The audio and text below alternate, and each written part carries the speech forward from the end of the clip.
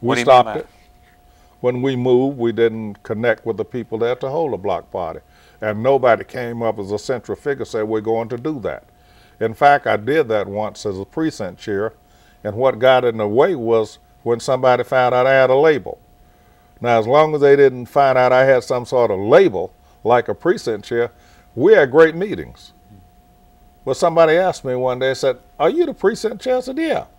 He said, well, I don't want to do anything political. I said, I don't remember involving you in anything political. We've been meeting all this time as neighborhood. We've not been meeting as any political group. Correct. Because I didn't ask anybody what their political affiliation was, because it was not necessary for the neighborhood watch program. But that got spread around, and somebody got afraid that I'm going to sway them one way or the other, and so they start busting up on labels. And this is what happens to us in the community too often when people label things. Mm-hmm. Why is there always someone thinking negative when you're trying to do some positive things, not only in circumstances but in life? Okay, a guy said to me one time, he said, I hate talking to preachers because they turn everything around to the Bible.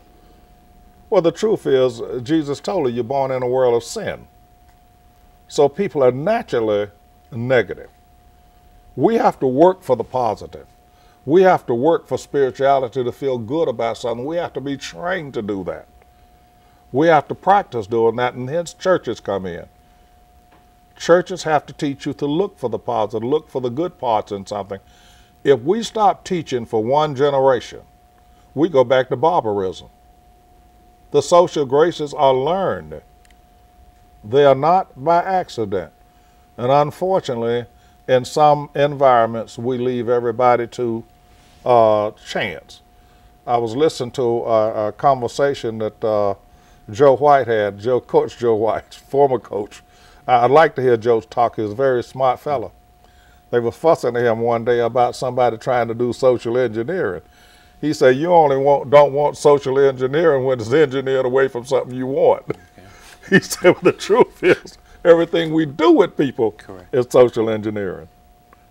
Mm. And that's the truth. Yes, sir.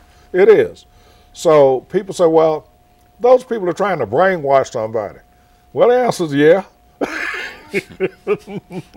I mean, everybody's brainwashing somebody doing something. Mm-hmm. Let's get truthful. Yes, sir. You know, if you want me to go over the stove here and help you to rob something, I think you're trying to brainwash me into doing that, aren't you? Sir. I may not have that idea. Mm-hmm. So you're going to try to talk me into, here's how we're going to do it. Well, the answer is no. I want to listen to another guy that's telling me, no, we can get some money, but we're going to get another legal way. Okay. You know what I mean? Yes, sir. So it's a matter of choices. And you must make sure that you're around positive people. Because I don't care what you say, I don't care how positive you're supposed to be, if you're around enough negative people, they can make you a little bit sour. That's true. That's the truth. Yes, sir. And so you have to find people. Jesus said we can't walk together unless we first what? Agree. Okay. So I've got to agree that I want to do something stupid first. And as my mother say, birds of a feather gonna flock together. Yes, sir.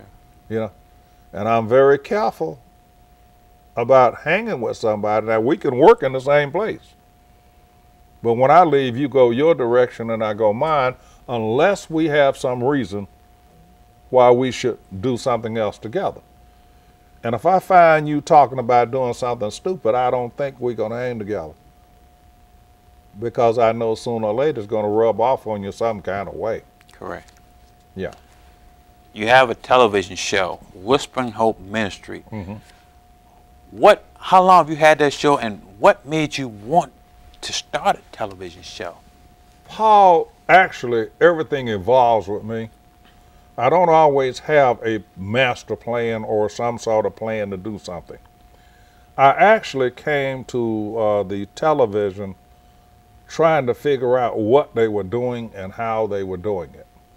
I had no idea I would actually be running a show. I was actually working with some churches doing some other things, and I was working with the audio-visual programs in the churches, and I was also doing taping and that kind of thing.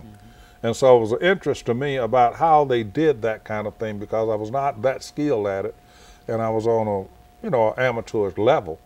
But at the time, in one of the churches, I was the only one that was doing it. So I wanted to get around other people who were doing it and learn some things, and lo and behold, it just kept evolving to the point of doing a show and then meeting different people, and then find out ideas are good to get across to other people if they know what you're thinking and know what it's like. And so I got basically talked into doing the show. I always say that God sometimes sandbags me. Okay. You know, he sets me up and sort of knocks me over with something that I hadn't intended to do, but he has a plan. Like going into ministry, I really did not intend to go into the ministry as a such, and that's a long story from different things and different problems and everything. But like most people who went into ministry, people I know, unless they consciously decide to go to school to be a minister or something like that, I'm not sure they ever intended to be a minister. And I've talked to a lot of them. One that comes to mind is Martin Luther King. Very few people have read his writings that at first he didn't want to be a minister. Okay. So what we're saying is God, all the way through the Bible, changes people into something he wants them to do.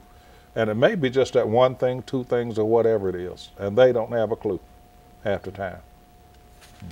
How long have you had this show, and what would you consider to be the best thing that you get out of having this show?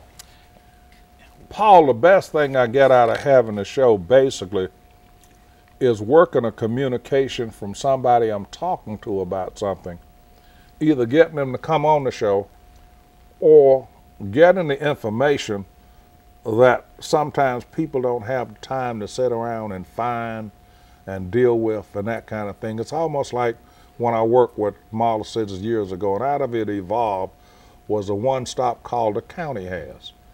If you need a service out of the county now, you can call a one number and you can tell the people what your problem is, and they'll channel you to that particular department. Well, I think ministry and other things are beginning to involve into that too. And the televisions, the internet and everything, I think is headed toward that. I heard something, I don't want to get into that because that's such a broad sweeping thing. We're talking about, one day they were talking about a one world religion.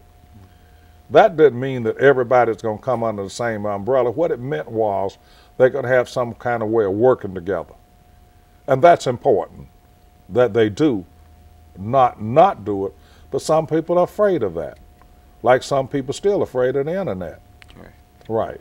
Mm-hmm. What do you see is the most important thing that you want to do with your show? Get people to communicate more. I think that when I'm talking to people, people have a preconceived notion about what you're going to say half the time before you say it. They assume they know people they don't know. They assume that because this person in this particular situation, not only he's been there all the time, but that's who he is and what he is. And then you talk to them sometimes and find out that's not all they're doing. I was sitting with a guy one day and that came on my show, and he's a low-key person, and I always wondered because we came to the same place to eat. We'd speak, but we never talk. And one day I started talking to him. And I said, "What do you do?" He said, "I'm basically retired." Well, what did you do? So I found out that he was in cement, concrete work. And he started telling me about some of the things he was doing. I was always interested in what other people are doing and how they did it. That's always been a curiosity of mine. I ask people that. So people ask me sometimes, they say, "How you know so much about that?" I really don't know. I talk to the people who do know. Correct. You understand my point? Yes, sir. If somebody's doing something firsthand, they know about it. So if you talk to them, they're going to tell you how it's done. So that's what he was doing, telling me, because I was always trying to figure out how you got cement into a whole block. I mean, you didn't go out there and pour all this cement in the block. It didn't work like that. They poured it up in areas, as I found out. So that was what he was telling me, how you cured and that kind of thing. So then he started telling me some of the places he did. And I was elated that I'd been in the overcash building at Central Piedmont. He did the flooring in there. And I said, I'm talking to the guy that did the flooring in there. And so he was one of the ones that came on my show. Okay. McAdoo. So I wanted people to meet the guy that did that, because here's a guy that's sitting right among you that knows those kind of things. So I'm talking him in the training at least 10 other guys to do that kind of work. We're working on that project right now. Okay, let's talk about your parents. Mm-hmm. What would you say is the best thing that they've taught you that you thought you would never have to learn? Oh. Ooh, that one's a hard one. You know, we look at life in retrospect, and as I go back and the older I get, the more I appreciate my mother, even though I didn't appreciate her at the time, because I said something to her one time jokingly, and I got a whooping for a smart mouth. I said, were you raised by the Gestapo? You know, she found out, laughed. She said, I'll whoop you for that smart mouth. Well, my point is discipline. In our society, I think discipline is a dirty word. But math is a discipline, science is a discipline, English is a discipline, everything is a discipline. If you're going to be in this studio, it's a discipline. Working with other people, you have to have some form of discipline. Joining the service, they're going to teach you discipline.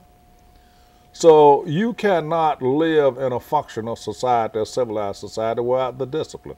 So if there's anything that my mom taught me, I really think the foundation was discipline. We have to end the show now. If someone wanted to contact you, how would they go about doing it? Whispering Hope Ministers at bellsouth.net or 704-377-5222. And what day and time does your show come on? 8:30 on Wednesday nights on Channel 21. Ladies and gentlemen, Rev.Charles Williams, Whispering Hope Ministry. Thank you for watching the show, and you be encouraged. Thank you.